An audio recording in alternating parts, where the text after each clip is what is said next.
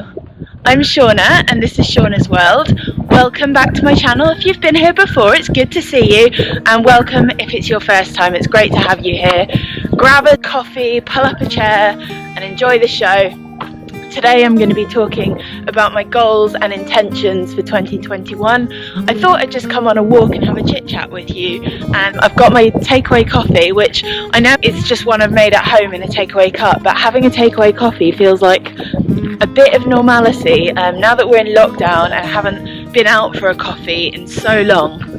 Yeah, let's just have a walk, have a chat, and I'll talk you through what I'm planning to achieve in the year ahead.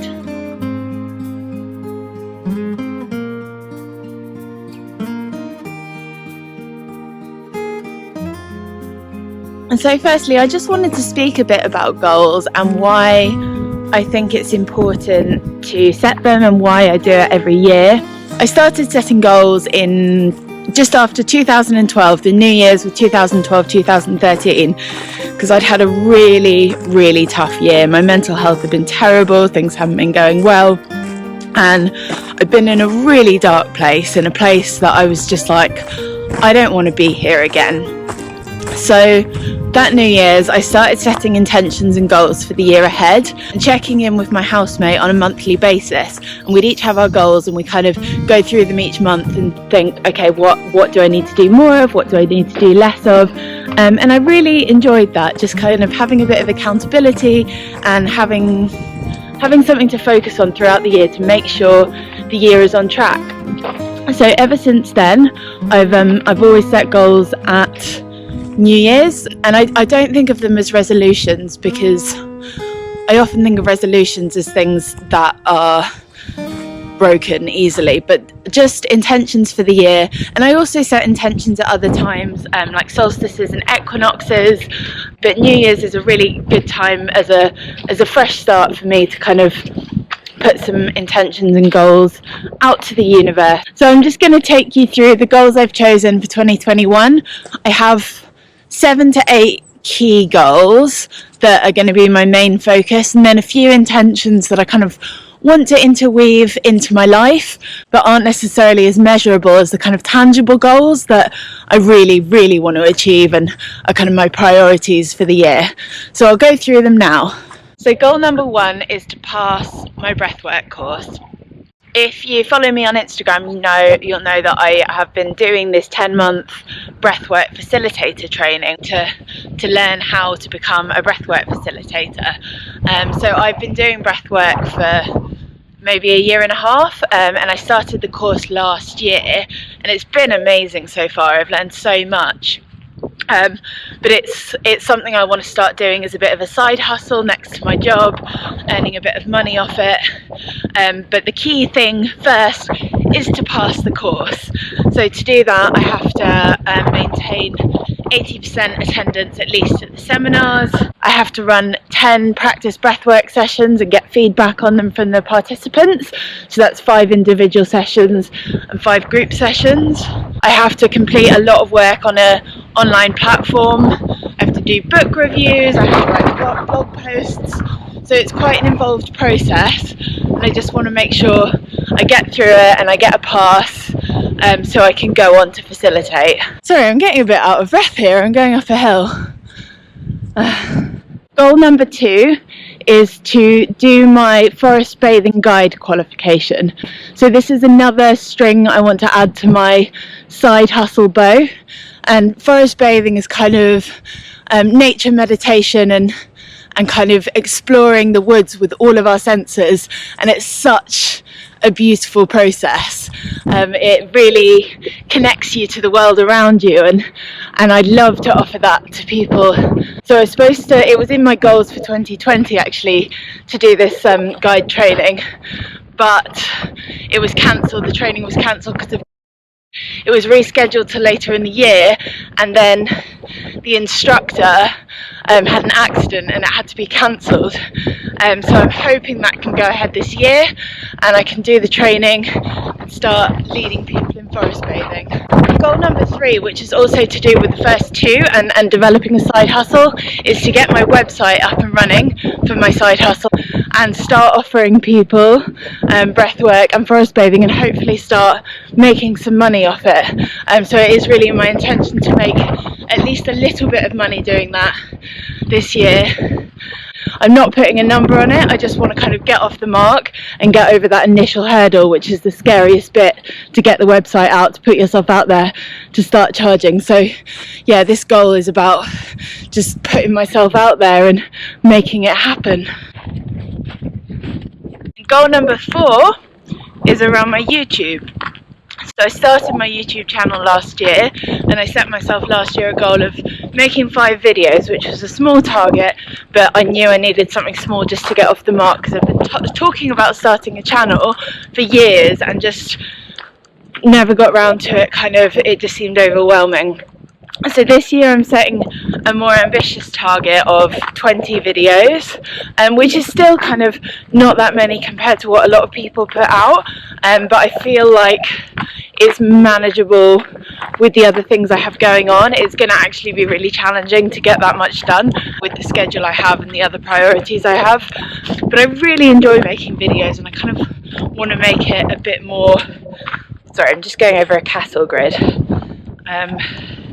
I want to make it a bit more of a thing and make it more present in my life, because I really enjoy the process. I enjoy filming, editing and having documentation of things, but I'm just trying to figure out my exact direction with YouTube. So people say it's very important to have a niche, to have something really specific that you talk about that people are searching for, and I very much don't have that yet, although I think I would like to maybe move it in the kind of breathwork and forest bathing direction, so it goes along with my side hustle. But at the moment I just want to make videos, and I'm just going to do what feels good at the moment, because I figure, how can you get really good at something if you don't have practice? And I just want to kind of hone down my niche myself, rather than specialising too soon and missing out on making all those videos I have in my head. So I'm going to do a mixture of videos, I think. So 20 videos, that's my goal. I've only done 1 so far. This will be my 2nd, but hopefully I can keep on top of that. Goal number 5, and this is a big one, and I've already started going on it, is to do a bodybuilding competition. So I wanted to do a big fitness challenge for 2021, and I was deciding between running an ultra marathon and doing a boxing fight and competing in a bodybuilding show, because they're all things I've wanted to do at some point, and I just had to basically pick one. And I just went with the bodybuilding because the younger you are, the easier it is. It kind of fit with my other priorities for the year a bit better. So I've started training for that. I'm working with a coach who looks after all my diet and training plans, and then there's also posing sessions, because in a bodybuilding show you have to do specific poses on stage. I think when I decided to do bodybuilding, I kind of worried that it wasn't a very on-brand sport for me, because it's quite aesthetic, it's about looking good, but it does actually take a huge amount of training and discipline, and that was really what appealed to me about it, is the self-discipline element and the confidence element. So those are both qualities I've struggled with. I don't have a lot of body confidence, not that I hate my body, but that, like, if people are looking at my body, it makes me feel really self-conscious. So I thought, what better way to overcome that than do a sport which is assessed on how you look. So I'm doing that, and also the self-discipline. You have to work so hard, like you have to eat really specific foods, you have to do cardio 6 days a week, weights 5 days a week in my training plan at the moment. It's a lot of exercise, a lot of work, but I'm doing it, I'm sticking to it, and I think that'll do amazing things for my self-esteem if I can really pull through. To be honest, I'm not bothered where I place in the competition. I haven't actually entered a specific competition yet because of just not knowing what's going to happen, but I will sign up in due course, and I've just started the training program. It's going well. I'm kind of getting leaner and muscles are growing a bit, so we'll see what happens. And goal number 6, which will probably be one of the most challenging for me, and that is to save £12,000 over the course of the year. So last year, one of my goals was to pay off my credit card and get out of debt, which I successfully did, and I was really, really proud of that. And it made me realise what a difference being frugal could make. And a lot of that was because of lockdowns and not going on certain holidays and not going out to eat all the time. But it made me realise, you know, just what a difference making those changes made. So I got out of all that debt and I thought, I'm going to get a saving. So I have a saving goal of £12,000, but that's allocated for specific things. So £2,000 is to go towards a holiday to go see my best friend in New Zealand, and then I have £10,000 I want to save. Actually, that's not just over the course of 2021. I want to save that £10,000 by March 2022, and it's for a specific project I'm working towards, which I don't want to share at the moment, but I probably will at some point in the future. So the saving is a huge thing, and just being really frugal and putting money aside each month, and I think that's gonna bring a lot of joy to my year. And goal number 7 is to read or listen to 50 books or audiobooks over the course of the year. I had this same goal last year and I didn't quite finish. I think I did 47. I was really pleased with that, and I just find books so enriching. I get a lot out of reading. I predominantly read non-fiction and autobiographies and kind of factual books about nature, and I just get so much out of it. So setting big goals for me for reading really adds something to my life.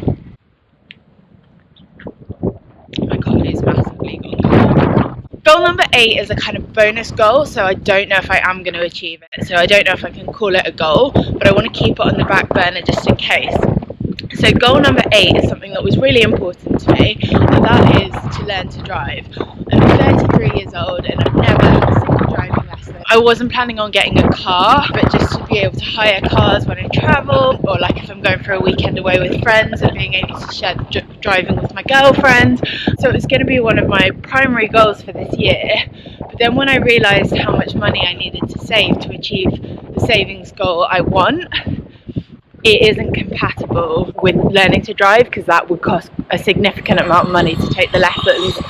So someone's just started operating heavy farmyard machinery, and I've lost my train of thought. So it's kind of not congruent with my savings goal.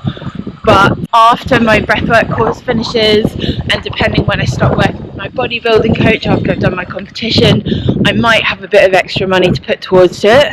So I'm keeping it on the list, on the back burner, to see if it happens, but I'm not kind of prioritising it. So those are my key goals for the year. But I also have a few intentions that aren't kind of as measurable, or things that I'm going to really hold myself accountable to, but that I want to keep in my mind. So kind of things like daily habits. So I want to keep up my daily breathwork practice and daily meditating and journaling. So those kind of things I just find so good for well-being and gaining a bit of like personal insight. I think when we kind of know ourselves and know what we need, we can be a better friend, family member, asset to the world, etc. Another thing is I want to work on my plant and wildlife identification. So I've been doing that on and off. I'm doing my bushcraft course, which is on hold at the moment because of the current situation, but I'm kind of really want to get much better at my plant identification and other wildlife, because I love nature, but I'm actually not very good at that. I want to keep up my running, and that does go with my bodybuilding. I have to do cardio nearly every day, so I can run for some of that, though I have to mix up the exercise a bit so I'm not doing the same thing every time. And then another thing is kindness. I just want to be really kind. I want 2021 to be a very loving, happy year. So kindness is a priority to me, and that's kindness to other people and kindness to myself, because we're all our own worst critics, aren't we? I'm always kind of adding and taking away things as priorities change. Those 8 key goals on the list, with the driving being like maybe, but they're probably going to stay as they are. But there are always little things I change throughout the year as different things become a priority to me. Well, anyway, I hope you've enjoyed coming on this lovely sunny countryside walk with me while I share my goals for 2021. And I'd love to hear if you have any goals. I know we're a bit of a ways into the year already. I'd love to hear what you're intending for the year ahead of you and what you're kind of working on. So if you have any goals for 2021, please let me know in the comments. I'd love to read them. And if you enjoyed the video, please give it a like. It really does support me and help promote my channel. So thank you. And if you enjoy the content, please consider subscribing to the channel, and there will be more videos coming as I've promised in this, and I'd love to hear the kind of things you're looking to watch as well. Anyway, I'm going to enjoy the rest of my walk. Thank you for joining me. It's been lovely sharing this walk with you, and I look forward to seeing you in the next one.